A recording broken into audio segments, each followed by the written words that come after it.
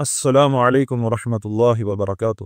محترم حضرات و خواتین، اس سے پہلے کے ویڈیو میں وضو کے مستحبات کے بارے میں بات آئی تھی۔ اب انشاءاللہ وضو کے مکروہات کے بارے میں بات کریں۔ مکروہات کو جاننا اس لیے ضروری ہے کہ حدیث میں فرمایا وضو نماز کی چابی ہے، تو چابی جتنی صحیح ہوگی تالا آسانی کے ساتھ کھلے گا۔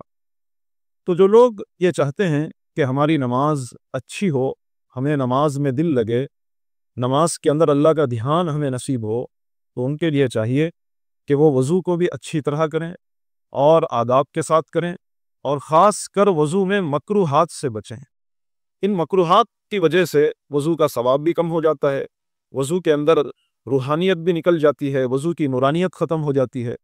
تو اس لیے مکروہات کو جاننا بہت ضروری ہے تاکہ ہمارا وضو اچھا بن جائے اور ہماری نماز بھی اچھی بن جائے۔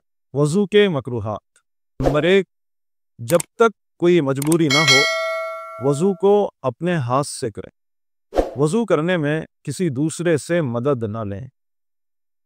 نمبر 2، وضو کرتے وقت دنیا کی باتیں نہ کریں۔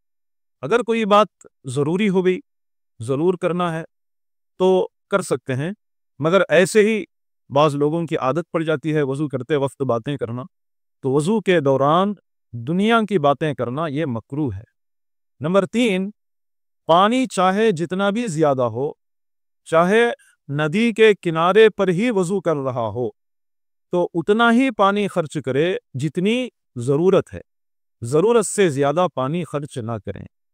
اس کا مطلب یہ نہیں ہے کہ پانی اتنا کم خرچ کر لیا جس سے ہمارے وضو کے اعضاء صحیح طریقے سے نہ دھل سکیں، ایسا بھی نہ کریں۔ جتنا پانی ہمیں ضرورت ہے اتنا ہی پانی خرچ کریں۔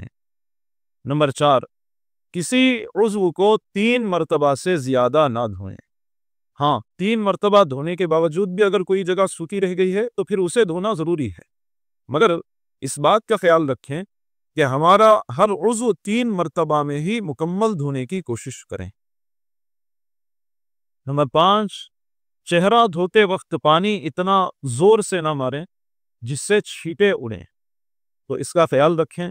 وضو میں جو بھی حصہ ہم دھوتے ہیں اس میں پانی زور سے نہ ماریں جس سے چھینٹیں اڑیں، تو اس سے بھی بچنا ضروری ہے۔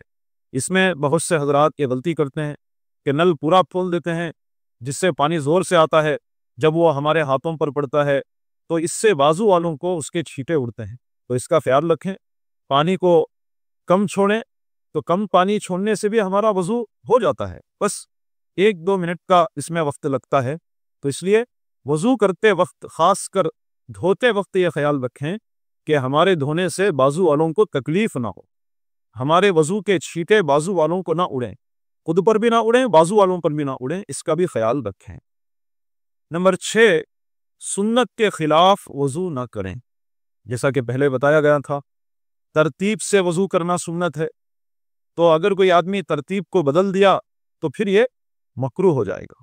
اسی طرح بائیں ہاتھ سے ناک صاف کرنا سنت ہے، اگر کوئی آدمی سیدھے ہاتھ سے ناک صاف کرتا ہے تو پھر یہ بھی مکروہ ہے۔ اسی طرح سنت کے خلاف جو بھی کام وضو میں ہوگا تو یہ مکروہ ہے، تو اس لیے سنت کے مطابق ہی وضو کریں، سنت کے خلاف وضو نہ کریں، اس لیے کہ سنت کے خلاف وضو کرنا یہ مکروہ ہے۔ نمبر 7، ناپاک جگہ میں وضو نہ کریں۔ اس سے کیا ہوگا؟ جب وضو کرتے وقت جو پانی پڑے گا، وہ پانی پڑ کر جب اس کے چھینٹے اڑیں گے تو پھر وہ تو جگہ ناپاک ہوگی، تو پھر وہ پانی نیچے پڑنے کے بعد ناپاک ہو جائے گا، تو وہ چھینٹے اگر ہمارے اوپر اڑیں گے تو پھر ناپاکی ہمارے کپڑوں پر بھی آ سکتی ہے، بدن پر بھی آ سکتی ہے، تو اس لیے ناپاک جگہ میں وضو نہ کریں۔ نمبر 8، وضو کرنے کے بعد جب تک اس وضو سے کوئی عمل نہ کر لو، جیسا کہ نماز پڑھنا ہے، قرآن چھونا ہے، تو آدمی جب تک وضو سے کوئی عمل نہیں کر لیا تو اس وقت تک دوسرا وضو نہ کرے۔ وضو کرنے کے بعد کوئی بھی عمل نہیں کیا، پھر دوسرا وضو کر رہا ہے، تو یہ دوسرا وضو کرنا مکروہ ہے۔ اگر کوئی آدمی پانی نہاتے وقت وضو کر لیا تو پھر وہی وضو اس کے لیے کافی ہے، اسی وضو سے وہ نماز بھی پڑھ سکتا ہے، اس کو دوبارہ پانی نہانے کے بعد وضو بنانے کی ضرورت نہیں ہے۔ تو غسل، وہ تو وضو کا بڑا بھائی ہے، تو جب غسل مکمل ہو جائے گا تو اس سے وضو بھی ہو جائے گا۔ تو وضو کے بارے میں اور بھی کچھ مسائل ہیں، تو ضرورت پڑنے پر علماء سے معلوم کریں۔ اگر آپ ہم سے معلوم کرنا چاہتے ہیں تو کامنٹ کے ذریعے سے پوچھ سکتے ہیں، انشاءاللہ بہشتی زیور سے اس مسئلے کا حل ہم ضرور بتانے کی کوشش کریں گے۔